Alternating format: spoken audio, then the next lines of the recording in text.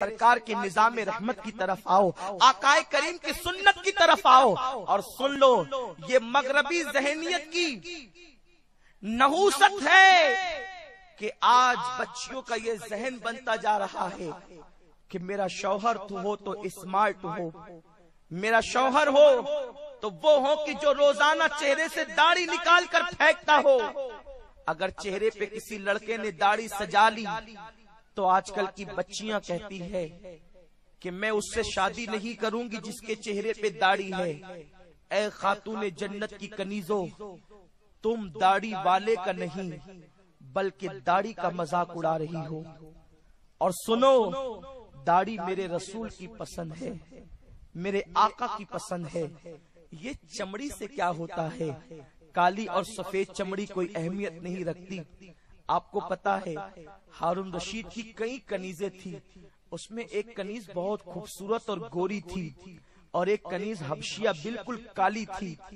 دونوں کنیزوں کو سامنے کھڑا کر کے ہارون رشید نے کہا، دونوں اپنی اپنی فضیلت بیان کرو، تم میں افضل کون ہے؟ کالی کہتی تھی میں افضل ہوں، گوری کہتی تھی میں افضل ہوں۔ جب بہت بات بڑھی تو گوری نے کہا کہ میں بہت خوبصورت ہوں اس لیے افضل ہوں، میرا رنگ سفید ہے اس لیے میں افضل ہوں۔ تو کالی کنیز نے کہا اگر گورا رنگ ہی افضلیت کی نشانی ہے تو سن، اگر میرا کالا رنگ چھوٹا سا تیرے چہرے پر لگا دیا جائے تو لوگ اس کو تل سمجھ کر تیرے حسن میں اضافہ سمجھیں گے کہ یہ بہت حسین ہے، گورے گورے گال پر کالا تل آ گیا ہے تو خوبصورتی بڑھ گئی۔ لیکن اگر تیری سفید چمڑی کا حسن، اس کا گورا رنگ میرے گال پر آ جائے تو لوگ کہیں گے کہ اس کو سفید داغ ہو گیا ہے، اس کو برس کا نشان ہو گیا ہے۔ تو تیرا سفید رنگ میرے اندر عیب پیدا کر دے گا، میرا کالا رنگ تل کی شکل میں تیرے اندر حسن پیدا کر دے گا۔ اب بتا حسن کس کے پاس ہے؟ اس کی نظریں نیچی ہو گئی، وہ لاجواب ہو گئی۔ اے خاتون جنت کی کنیزوں، چمڑیاں خوبصورت نہیں ہوتی، دل خوبصورت ہوتے ہیں، کردار خوبصورت ہوتے ہیں، اخلاق خوبصورت ہوتے ہیں، تہذیب خوبصورت ہوتی ہے۔ اس لیے اگر کوئی شوہر داڑھی والا ہو تو اس کا مذاق نہ اڑائیں، اس لیے کہ داڑھی میرے رسول کی پسند ہے۔ علماء کے ساتھ جو نوجوان علماء ہیں، اگر ان کا رشتہ آئے تو یہ مولانا ہے، اس کے ساتھ نکاح کر کے کیا ملے گا؟ نادان، اس کے ساتھ نکاح کر کے جنت ملے گی۔ اس لیے کہ عالم نائب رسول ہوتا ہے اور جس کے چہرے پہ داڑھی ہے اس نے آقا کی سنت کو زندہ کیا ہے۔ آقائے کریم فرماتے ہیں جس نے پرفتن دور میں میری ایک سنت کو زندہ کیا، اللہ اسے 100 شہیدوں کا ثواب عطا فرماتا ہے۔ من تمسک بسنتی عند فساد امتی فلہ اجر 100 شہید، کہ جس نے ایک سنت کو زندہ کیا اسے 100 شہیدوں کا ثواب ملے گا۔ یہاں پر ایک بات عرض کروں، جب اپنی پسند ہو اور آقا کی پسند ہو تو اپنی پسند کو آقا کی پسند پہ قربان کر دو۔ مجھے یہاں پر ایک حدیث پاک کا مفہوم یاد آتا ہے۔ ایک صحابی ہے، میرے آقا صلی اللہ علیہ وسلم کے رنگ اتنا کالا ہے کہ رنگ کی بنیاد پر دنیا ان کو اسود کہتی ہے اور ان کا اصل نام غالباً سعد تھا۔ سعد کو دنیا اسود اس لیے کہتی ہے کہ عربی میں کالے رنگ والے کو اسود کہا جاتا، کالے رنگ کو اسود کہا جاتا ہے، تو سعد کو دنیا کالے رنگ کی وجہ سے اسود کہا کرتی تھی۔ ایک دن اسود میرے سرکار کی بارگاہ میں آئے، میرے آقا کی بارگاہ میں آئے۔ آقا کی عادت کریمہ تھی کہ اسود سے حضور جو ہے وہ مزہ فرماتے تھے، آقا کریم ان سے ہنستے بولتے تھے۔ میرے آقا علیہ السلام نے ہنسی کے ماحول میں کہا اسود تو شادی کیوں نہیں کرتا؟ اسود نے سنا یہ مذاق کی بات تھی، ہنسی کی بات تھی، اچانک وہ سیریس ہو گئے۔ انہوں نے اس بات کو دل پہ لے لیا اور کہا آقا میرے تو دانت بڑے بڑے ہیں، میرا تو رنگ کالا ہے، میں تو حبشی ہوں، میرے ساتھ نکاح کون کرے گا اور کون مجھے بیٹی دے گا؟ مدینے کے لوگ تو خوبصورت ہے، خوبصورتی کو پسند کرتے ہیں، حسین حسن کو پسند کرتے ہیں۔ میرے سرکار نے اتنا سننا تھا، جب ان کے دل پر بات لگ گئی تھی آقا اس زخم پر مرہم رکھنا چاہتے تھے، اس لیے کہ وہ میرے آقا ہی تو ہیں جس کا کوئی سہارا نہیں، اس کا سہارا میرا رسول ہے، جس کا کوئی پرسان حال نہیں، اس کا پرسان حال میرے آقا ہیں۔ کوئی پرسان حال اپنا نہیں ہے یا رسول اللہ، جو اپنا ہے تو تو ہے اور باقی سب پرایا ہے۔ میرے آقا نے فرمایا جاؤ میرے فلاں صحابی سے جا کر کے کہو کہ وہ اپنی بیٹی کا نکاح تیرے ساتھ کر دے۔ انہوں نے کہا آقا ان کی بیٹی کے بارے میں سنا ہے کہ وہ خاندان تو بڑا خوبصورت ہے، وہ صحابی بھی خوبصورت ہے، ان کا خاندان بھی خوبصورت ہے، تو ان کی بیٹی بھی خوبصورت ہوگی، مجھ جیسے سیاہ رنگ کو آخر وہ بیٹی کیسے دیں گے؟ آقا نے فرمایا جاؤ انکار کرے تو میرا نام کہہ دینا اور میرے حوالے سے کہنا کہ میں نے بھیجا ہے۔ اسود پہنچے، دروازے پہ دستک دی، جب میرے آقا علیہ الصلوۃ والتسلیم کے وہ صحابی نے وہ پوچھا کون ہو؟ کہا اسود ہوں۔ اللہ اکبر، دروازہ کھلا، وہ دروازے پہ کھڑے ہو گئے۔ اسود اس وقت تو کیوں آئے ہو؟ اسود کہنے میں جھجک رہے تھے۔ اسود نے آخر ہمت باندھ کر کے کہا آقا نے بھیجا ہے۔ کیوں بھیجا ہے؟ سرکار نے کیوں بھیجا ہے؟ اس صحابی سے اسود کہتے ہیں اس لیے کہ آقا نے فرمایا تمہاری بیٹی ہے۔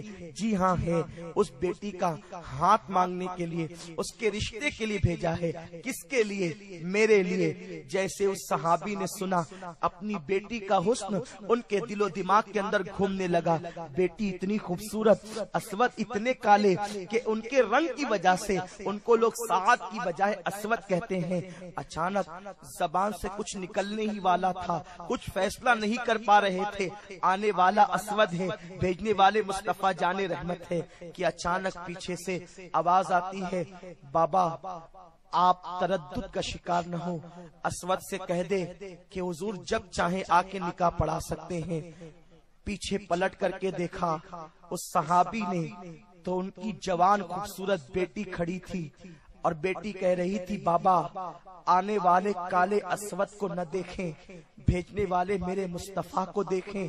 کسی کا رشتہ باپ طے کرتا ہے، کسی کا رشتہ بھائی طے کرتا ہے، کسی کا رشتہ دادا دادی نانا نانی طے کرتے ہیں۔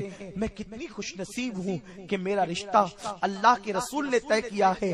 بابا آپ نہ کہیں، اس سے کہہ دے آنے والے کو نہ بھیجیں، آنے والے کو نہ دیکھیں، اپنی پسند کو نہ دیکھیں، اللہ کے رسول کی پسند کو دیکھ لے اور کہہ دے کہ آقا جب چاہیں ہم تیار ہے آ کر کے نکاح پڑھا دے۔